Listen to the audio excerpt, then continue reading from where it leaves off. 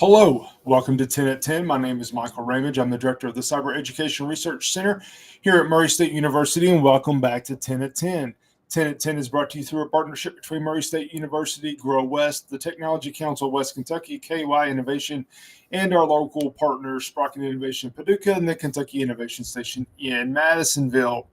As I said last week, we were ending year number 3.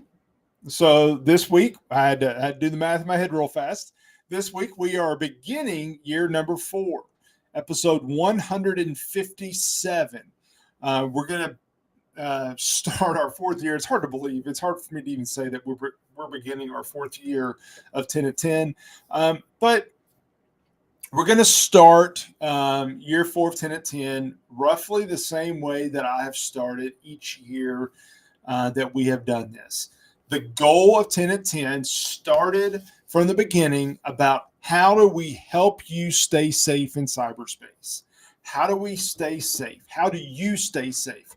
So we're going to start with the same basic tips that I give every time I do a presentation. First of all, you have to start with the security policy. If you don't create a policy, we're going to get into this more in a minute. If you don't have a policy, then you don't know what you're doing. At the very fundamental level, cybersecurity in general, the whole field is about managing risk. That risk has to be managed against something. Your policy helps you to figure out what that is.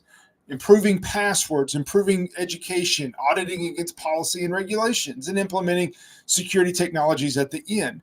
Those 5 things are what we've started with from the get-go when we started 10 at 10, and I still want to come back to those. So this week, we'll talk about security policies. Next week, we'll talk about the news of the week. We'll come back, we'll talk about passwords, and we'll continue that until we get through all of these topics. But first thing you really need to do is to conduct an inventory of assets and data. What needs to be protected? Who's allowed to access it? Where is it stored? You need to understand all of those pieces, because if we're going to develop security strategies around protecting anything, we've got to know what it is that we're protecting. We got to know what assets we have, and we got to know what data is on those assets, or what data we have and where it needs to be. This is an important piece. But when we're doing this, and this is really an intricate detail, but an important detail, is that we should be thinking about it from a risk assessment and a threat management process. I guess those are both processes, but we should be thinking about it from our threats and our risk, our vulnerabilities. That's what risk is: vulnerabilities and the that we have, the threats that are out there. So we got to be thinking about that. For example, if I have a laptop, it's going to have more risk associated with it than maybe a desktop would. There's different risks, there's different vulnerabilities, there's different threats, there's different things to consider. But that laptop I take out of my office, a desktop I would leave in my office. So it's different. But we can't address that, consider that, unless we understand that difference, unless we understand what that looks like. So that's important. So first of all, we got to make an asset inventory and a data inventory. All right. Once we get beyond that, other things that we probably should have is a data privacy policy.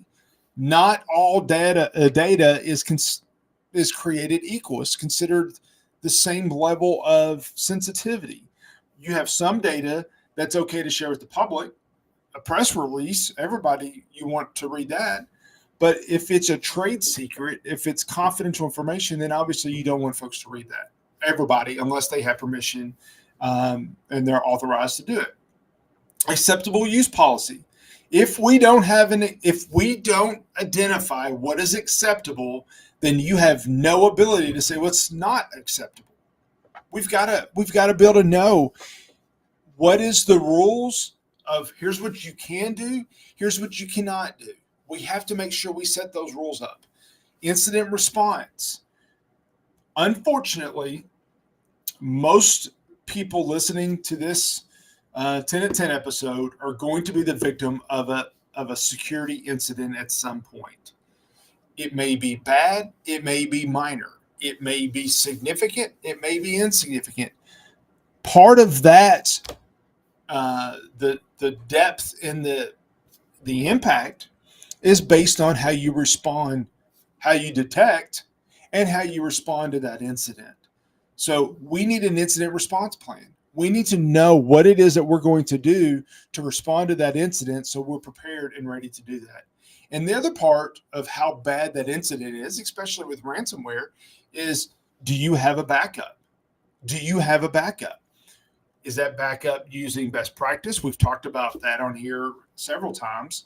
I'm sure we will again. Is that using best practices or is it not? Having that backup can be the difference in paying a ransom and not. Or if your server is in a building that catches fire and that's your only copy of the data and you lose your server, then you might lose your business. Having a backup is going to protect you there.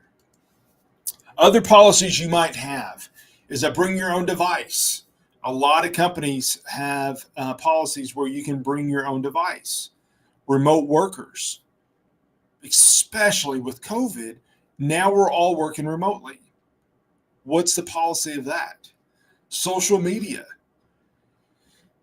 Social media policy is an important piece. And some of you are probably sitting there thinking, well, I can't get into that because that's not my role.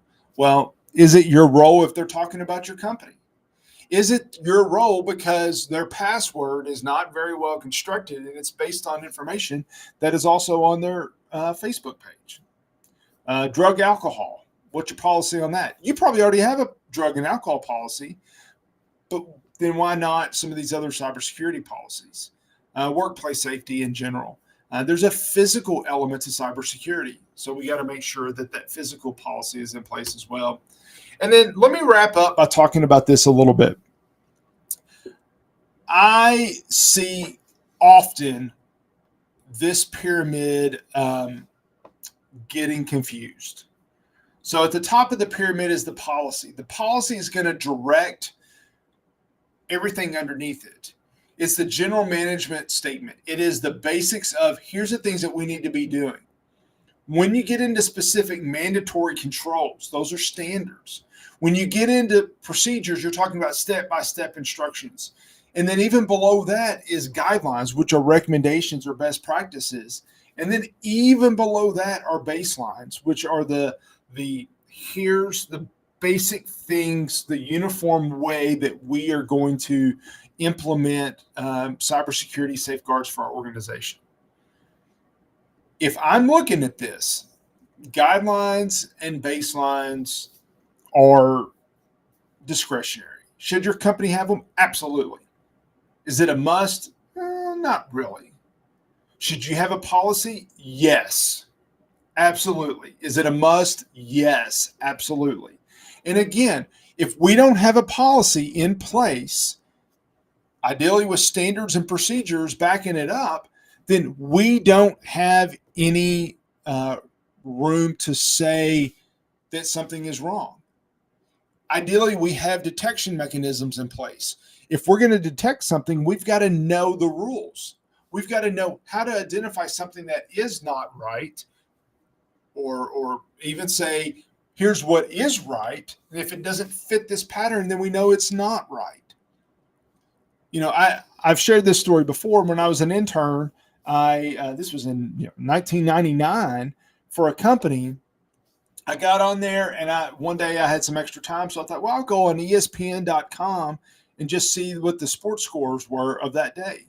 And I couldn't get there. And I didn't know why. It was because it was against the policy. There was no work reason that I needed to be at ESPN.com. That's fine. I accept that. I understand that. But the reason that they did that, the reason that they were able to do that is that they had a policy, they had standards, they had procedures. They knew what was acceptable and they knew what was not acceptable. We need to start with that. We need to start with that. It's not fun. It's not glamorous. It's not exciting. But if we don't start with the security policies, identifying this is our baseline of what is acceptable. Baseline is not the right term. Here's our level set of what is acceptable at organization, what is not acceptable. Then we don't know how to get started with our security control. So we always want to start there. Highly recommend it. Make sure that you do that. That will allow us to implement the things we're going to talk about next. All right. Well, thank you very much for being with us for now 3 years, starting our 4th year. We are excited to do that and look forward to having you back here next week. Have a good day. Thank you.